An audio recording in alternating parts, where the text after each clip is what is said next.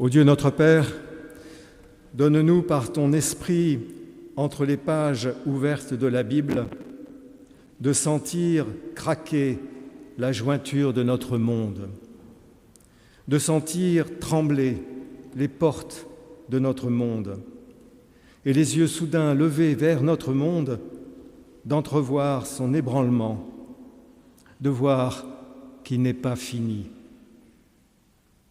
Donne-nous d'être intrigués, retardés dans nos courses fébriles ou apeurés, dans notre lecture trop rapide non seulement de tes Écritures, mais de nos existences. Amen. Alors pour aujourd'hui, je vous propose de méditer sur le thème de la fraternité. Est-ce un rêve ou un chemin de vie? À partir de textes dans le Premier Testament, exclusivement dans le livre de la Genèse. Et le premier concerne l'histoire de Caïn et Abel, et les autres de Joseph et ses frères. C'est Xavier et Élisabeth qui nous liront ces textes.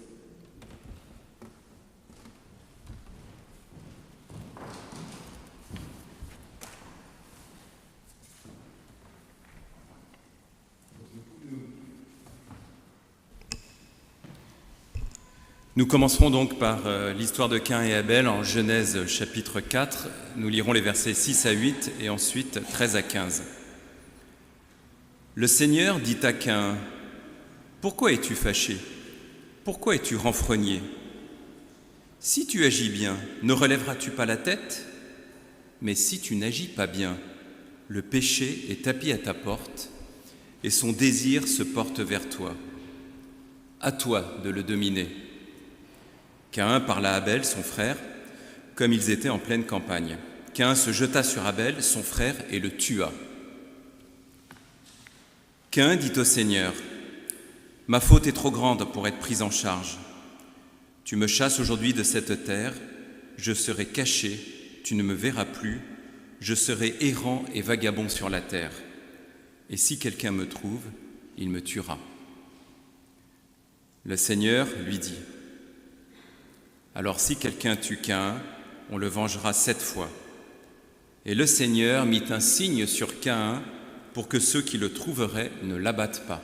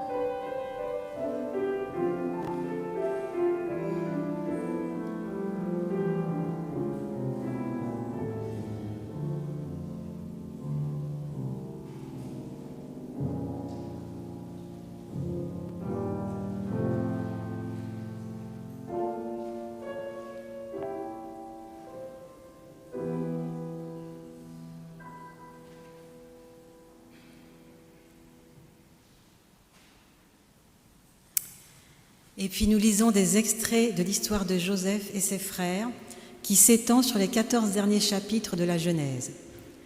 Jacob avait 12 fils, dont Joseph, qu'il aimait plus que les autres au point que ses frères le détestaient. Et il le détestait encore davantage à cause de ses rêves prémonitoires sur sa future puissance. Donc Genèse chapitre 37, versets 9 à 11. Il fit encore un autre rêve qu'il raconta à ses frères. Il dit : « J'ai encore fait un rêve. Le soleil, la lune et 11 étoiles se prosternaient devant moi. » Il le raconta à son père et à ses frères. Son père le rabroua. Il lui dit : « Que signifie ce rêve que tu as fait ? Devons-nous venir nous prosterner jusqu'à terre devant toi, moi, ta mère et tes frères ?» Ses frères éprouvèrent de la jalousie à son égard. Jacob envoie Joseph prendre des nouvelles de ses frères qui font paître son troupeau à Sichem. Versets 15 à 17 du même chapitre 37. Un homme le trouva en train d'errer dans la campagne. L'homme lui demanda « Que cherches-tu » Il répondit « Je cherche mes frères. Dis-moi, je te prie, où ils font paître le troupeau. » L'homme dit « Ils sont partis d'ici, car je les ai entendus dire « Allons à Dothan. » Joseph poursuivit son chemin à la recherche de ses frères, et il les trouva à Dothan.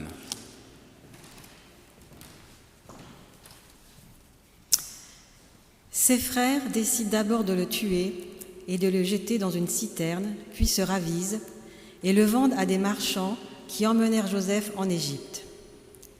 Après une succession de péripéties, il devient ministre de Pharaon. Il sauve le peuple de la famine grâce à son intelligence et à son don d'interpréter les songes qui lui permettent de faire des réserves de récolte. Il sauve sa famille de la famine en Canaan et après avoir organisé une véritable machination, il efface la faute de ses frères et se fait reconnaître. Au chapitre 45, les versets 1 à 4, Joseph ne pouvait plus se contenir devant tous ceux qui se tenaient auprès de lui. Il s'écria « Faites sortir tout le monde d'auprès de moi !» Et il ne resta personne avec Joseph quand il se fit reconnaître de ses frères. Il se mit à sangloter. Les Égyptiens l'entendirent. Toute la maison du Pharaon l'entendit. Joseph dit à ses frères « Je suis Joseph. Mon père est-il encore en vie ?» Mais ses frères ne purent lui répondre tant ils étaient saisis d'épouvante en face de lui. Joseph dit à ses frères « Je vous en prie, approchez-vous de moi. » Alors ils s'approchèrent. Il dit « Je suis Joseph, votre frère, que vous avez vendu pour l'Égypte. »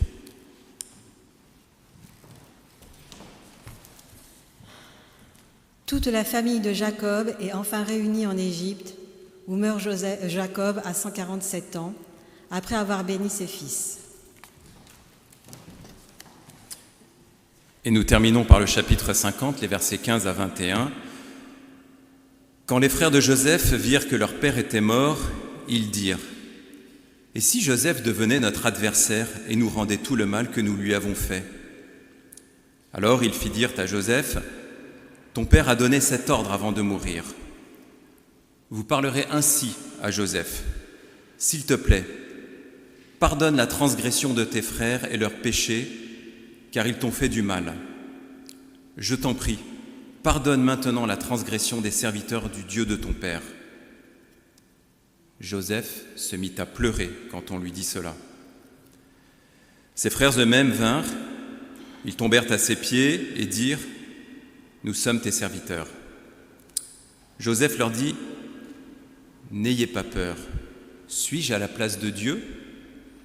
Le mal que vous comptiez me faire, Dieu comptait en faire du bien, afin de faire tout ce qui arrive en ce jour pour sauver la vie d'un peuple nombreux. N'ayez donc pas peur maintenant, je vais pourvoir à tous vos besoins et à ceux de toutes vos familles. » Il les consola et parla à leur cœur.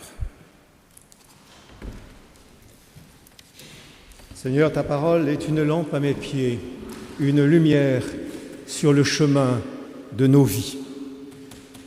Je vous invite à vous lever pour chanter au cantique 35-19, à la page 492, les 3 strophes, pour que le jour qui se lève soit plus beau.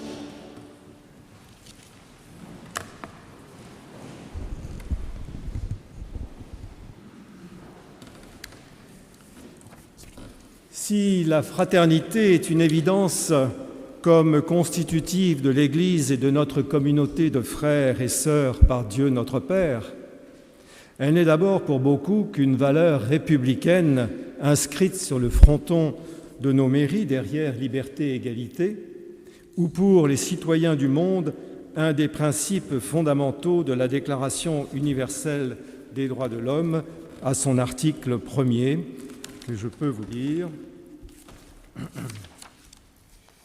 Tous les êtres humains naissent libres et égaux en dignité et en droit. Ils sont doués de raison et de conscience et doivent agir les uns envers les autres dans un esprit de fraternité. Décréter la fraternité ne suffit pas. Dans notre monde en tension de toutes parts, elle doit se construire au quotidien en rapport avec la violence. Les conflits actuels sur tous les continents nous confrontent à la difficulté de vivre ensemble en acceptant nos différences, soit des différences culturelles, sociales, politiques ou religieuses. Évidemment, ça n'est pas nouveau. De tout temps, les hommes se sont entredéchirés pour de multiples raisons, à commencer dans les cercles de vie les plus proches, dans nos familles de sang. Et puis, il y a aussi nos familles monothéistes entre le judaïsme, l'islam et le christianisme. Et puis aussi dans nos familles chrétiennes, entre les catholiques, les protestants, les orthodoxes. Et puis aussi dans nos propres familles de l'Église protestante unie de France et aussi dans nos paroisses, qui laissent parfois de profondes blessures. Les exemples de relations tendues, parfois dramatiques, entre frères et sœurs sont très nombreux dans la Bible. L'histoire biblique, je vous rappelle, commence par un meurtre et se termine par un meurtre, le plus cruel d'entre eux, celui de Jésus, qui pourtant apprenait l'amour. Si les histoires de Caïn et Abel et celles de Joseph et ses frères abordent deux dimensions opposées de la vie humaine, à savoir le meurtre et la fraternité, elles nous permettent néanmoins d'être, au final, nous le verrons, un peu plus optimistes sur l'humanité en déjouant les pièges de la jalousie, du mensonge et de la violence. Avec ces textes que nous avons entendus, nous essaierons de mieux comprendre d'abord les mécanismes de la déconstruction de la fraternité qui peut aller jusqu'au meurtre. Et puis, en deuxième temps, les possibilités de restauration de celle-ci, et enfin, en troisième temps, d'entrevoir la façon de vivre ensuite une nouvelle fraternité dans la foi chrétienne. Tout d'abord, la déconstruction, la rupture de la fraternité. Caïn et Abel sont frères d'Adam et Ève. Alors, il y a une évidence, c'est que sans parents, il n'y a pas de fraternité. Caïn, lui, n'a pas choisi son frère. C'est Abel, le second, qui devient fils, qui devient frère et qui doit se faire une place dans la famille que Caïn va ensuite refuser. Tous les parents ont vécu cette nouvelle situation à la naissance d'un second enfant. Comme frères ou sœurs, nous sommes liés à nos parents et dépendants de notre histoire générationnelle. C'est d'ailleurs pour ça qu'il y a tant de généalogies dans la Bible et qui ont toute leur importance.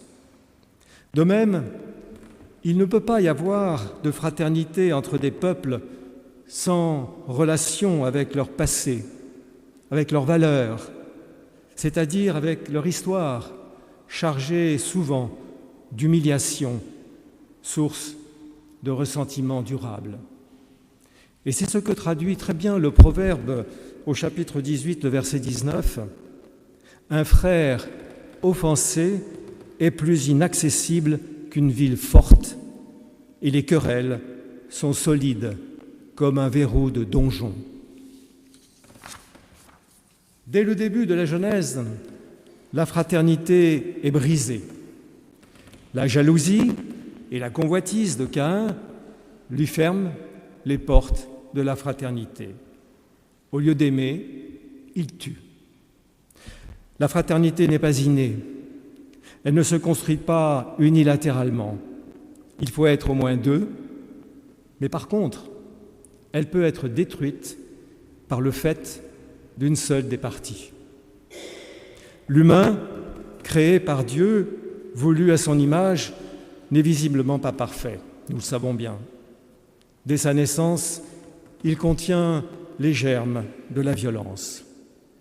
C'est peut-être pour cela que Dieu corrigea en quelque sorte l'imperfection de sa création en instituant le commandement « Tu ne tueras point », sorte de pare-feu à la violence en nous obligeant à contenir nos pulsions mortifères.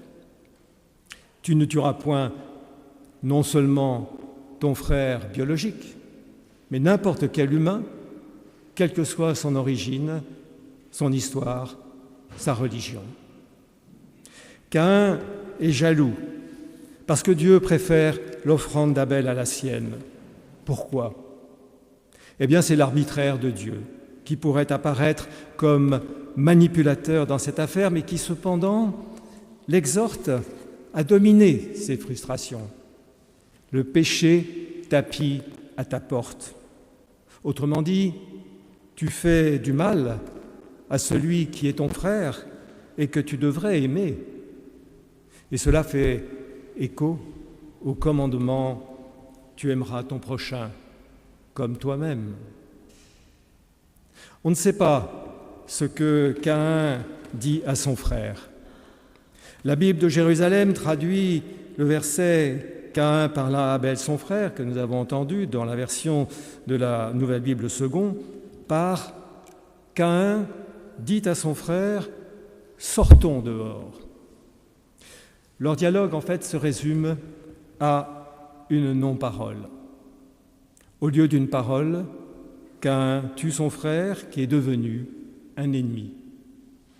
La non-parole rompt la fraternité.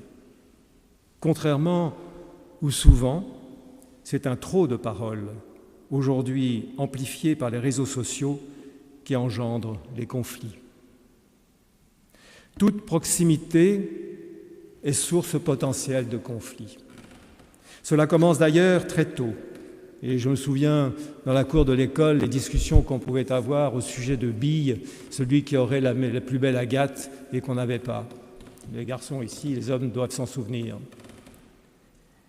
Ce n'est qu'à la question de Dieu qui est le seul qui parle dans cette affaire. Dieu lui dit « Qu'as-tu fait de ton frère ?» Que Caïn prend alors la mesure de ce que devrait être la fraternité. Cette question s'adresse bien sûr à nous. Qui est mon frère ? Nous y reviendrons. Caïn craint d'être tué. Ce qu'il a fait, tout le monde désormais sera autorisé à le lui faire 7 fois, c'est-à-dire à l'infini. Le propre de la vengeance. Oui, le propre de la vengeance, c'est son caractère interminable qui ronge le cœur de l'homme et l'empêche de s'épanouir. Caïn a peur pour sa vie. Alors, Dieu, bienveillant, met sur Caïn, qui a reconnu sa faute, un signe de protection pour que ceux qui le trouveraient ne l'abattent pas. Il ne faudrait pas en conclure que Dieu serait un Dieu pervers, tout-puissant, qui prend plaisir à pervertir l'homme et en même temps absoudrait tous les meurtres de celui qui se repent, au risque d'utiliser son nom pour justifier des actes condamnables comme le meurtre, le terrorisme, l'exil forcé, celui de Joseph et de bien d'autres dans nos sociétés actuelles. Et plus généralement, d'instrumentaliser les religions pour inciter à la haine, à la violence et au fanatisme. Non, bien sûr, nous le savons bien et nous le disons ici, Dieu est amour. Il garde sa confiance dans l'homme. La vie, pour lui, la vie d'un meurtrier vaut plus qu'une vengeance aveugle. Si nous sommes pécheurs, Dieu reste à nos côtés et nous pardonne. À nous, en retour, d'assumer nos fautes et de pardonner. Par le signe mis sur Caïn, Dieu lui ouvre la porte d'une fraternité à retrouver. Alors maintenant, regardons comment reconstruire la fraternité. Écoutons d'abord cette histoire juive de cette communauté hassidique. Un rabbin demandait un jour à ses élèves à quoi l'on peut reconnaître le moment où la nuit s'achève et où le jour se lève. Est-ce quand on peut distinguer de loin un chien d'un mouton, dit l'un des élèves. Non, dit le rabbin. Est-ce quand on peut distinguer un figuier d'un pêcher? Non, dit encore le rabbin. Mais alors, quand est-ce? Demandèrent les élèves. Et le rabbin de répondre, c'est lorsque, en regardant le visage de n'importe quel humain, tu reconnais ton frère. Jusque-là, il fait encore nuit. C'est lorsqu'en regardant le visage de n'importe quel humain, tu reconnais ton frère. Jusque-là, il fait encore nuit. Pour nous, à ce stade de la méditation, le jour n'est pas encore levé. Le contraire de frère, c'est adversaire. Et donc reconnaître l'autre, c'est ne pas voir en lui un rival. C'est voir en lui, un rival, mais non semblable. Reconnaître le visage de tout humain comme frère n'est pas évident quand celui-ci, ou celle-ci bien sûr, est si éloigné de moi par son physique, son mode de vie, ses croyances, son engagement social ou politique, ou que nos relations passées l'ont rendu indésirable. La fraternité, c'est bien le défi de l'altérité et la reconnaissance de la dignité de tout homme. Alors voyez-vous, l'histoire de Joseph et ses frères illustre la difficulté de vivre entre frères ainsi que le long processus de reconstruction de la fraternité, après un passé qui est fait de jalousie, de violence, de mensonges, d'arrogance, de pouvoir ayant creusé un fossé apparemment infranchissable entre eux. C'est dans les larmes que ce fossé sera franchi, des larmes qui sont universelles, les nôtres, des larmes de douleur, des malheurs subis, mais aussi des larmes d'amour. Entre la haine exprimée dès le début et la paix proclamée par Joseph, puis au final la bénédiction par Jacob avant de mourir, de très longues années se sont écoulées pendant lesquelles la parole ne circula pas. D'un côté, les 11 frères sont murés dans leur silence et dans le mensonge devant leur père, Jacob. De l'autre, Joseph, qui grandit en autorité et en sagesse, loin d'eux, en Égypte. Dans les familles ou dans nos relations personnelles et même dans les conflits géopolitiques, une longue séparation ou période de guerre froide est parfois le meilleur chemin pour rebâtir une relation durable basée sur la confiance, une confiance retrouvée. Joseph, qui craignait Dieu, attend. Il faut pour cela un événement exceptionnel, extérieur au cercle familial, et c'est la famine en Israël, pour qu'ils se retrouvent, sans reconnaître leur frère devenu alors ministre du Pharaon et qui organise toute une mise en scène. Je vous invite à relire ces chapitres de la Genèse qui sont absolument fantastiques. La parole n'est pas encore libre. Ils se parlent, mais par personne interposée, un interprète. Et ceci est très intéressant. Dans tous les conflits, les intermédiaires, les diplomates, ont un rôle déterminant pour déverrouiller la situation bloquée en renouant le fil du dialogue et en trouvant les consensus pouvant déboucher sur la paix. Alors évidemment, ça peut prendre beaucoup de temps. Mais le temps de la paix n'est pas forcément celui de l'homme. Il n'y a qu'à regarder ce qui se passe en Palestine. La vie de Joseph est marquée par l'oubli de son passé et le pardon. Les prénoms qu'il donne à ses fils, Manassé et Éphraïm, qui signifient symboliquement oubli et fécondité, témoignent de son souhait de tourner la page et d'entrer dans une vie nouvelle. Les frères de Joseph, nous l'avons entendu, sont saisis d'épouvante et pour cette raison-là, ils ne peuvent pas reconnaître leur frère. C'est Joseph qui si longtemps a cherché ses frères, qui comprend qu'il a enfin la possibilité de concrétiser son espérance. En se dévoilant, « Je suis Joseph, votre frère », il donne alors une nouvelle dimension à leur fraternité. La parole est rétablie, ses frères purent parler avec lui, nous dit le texte, et la famille peut se ressouder. Mais cela ne suffit pas pour que l'harmonie soit totale. Il faut le pardon de Joseph après la mort de leur père Jacob pour que les liens familiaux soient recousus et que la paix soit entière. Et ce pardon est vécu comme une grâce de Dieu. Suis-je à la place de Dieu?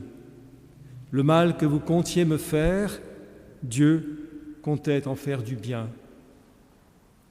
Joseph est un homme de foi qui a toujours été habité par Dieu depuis sa jeunesse et pendant son exil.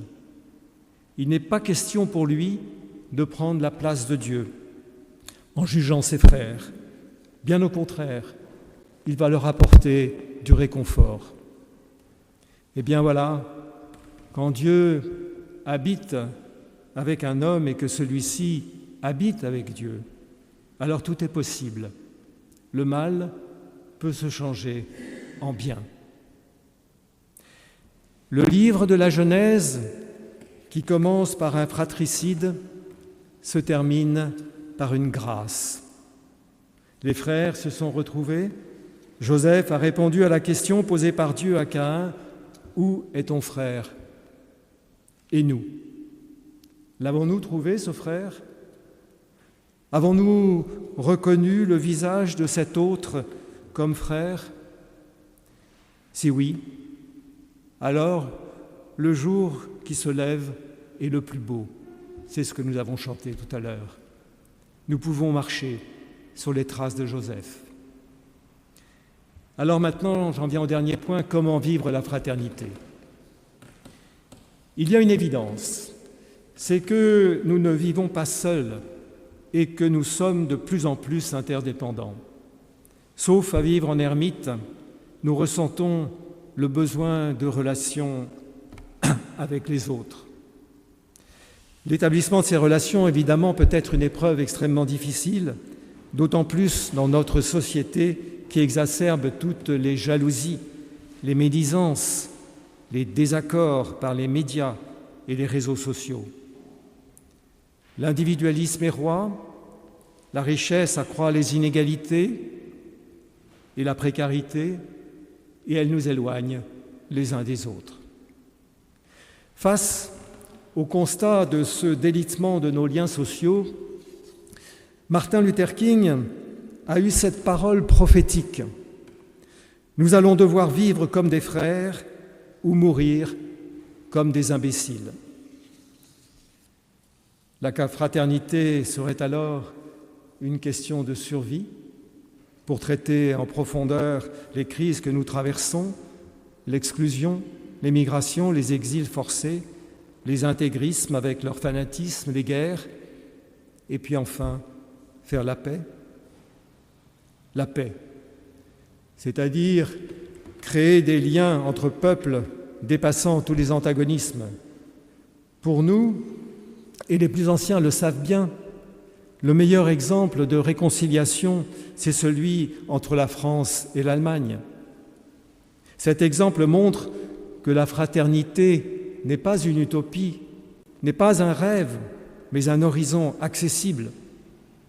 Au-delà de toutes nos épreuves, elle peut être un chemin de vie qui passe plus que jamais aujourd'hui par le dialogue interreligieux entre juifs, les chrétiens et les musulmans.